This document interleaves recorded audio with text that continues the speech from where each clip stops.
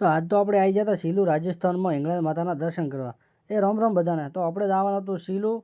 તો આપણે નાહી ધોઈને થઈ ગયા ફ્રેશ અને પછી બાઇક લઈને આપણે નીકળી ગયા શીલું બાજુ અને આવી જતા નારોલ. નારોલથી શીલુવાળા આપણે માર્ગે વળી જશે અને આ રસ્તો આવ્યો એટલે આપણને હવે ભાઈ ખબર પડી ગઈ કે અહીંથી રાજસ્થાનની બોર્ડર ચાલુ થઈ ગઈ છે.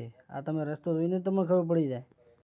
અને આપણે શીલું આવી જતા આ બાજુ દેખાતો હતો ગેટ. અહીં છે શિવશંકરનું મંદિર અને મંદિરની બાજુમાં આવેલો છે ગંગા ઘાટ. અને અહીંયાથી આપણે પહેલાં જતા રહ્યા હિંગળા માતાના મંદિરે દર્શન કરવા.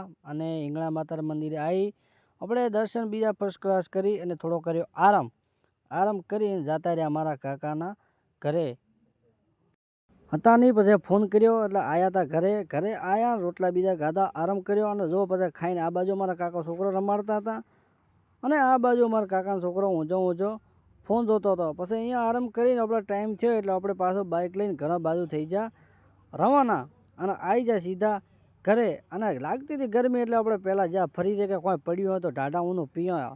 અને આપણા કિસ્મત કામ કરી છે કે માજાની બાટલી હતી પણ હતી અડધી હો.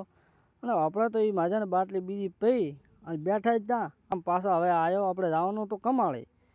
તો પાછું આપણે બાઇક બીજું ચાલુ કરી અને નીકળી ગયા કમાળી બાજુ. આવી જાય સીધા કમાળી ઓફિસે. આપણે અહીં સહીયા કરવાની હતી. ઓફિસે આવીને અમે તો ભાઈ મારા પપ્પા પાસે કરાવી 2-4 સહીયા અને અહીંયાથી પાછા સહીયા કરીને થઈ ગયા રવાના અને પાછા આવી જાય મિત્રો આપણે પાછા ઘરે.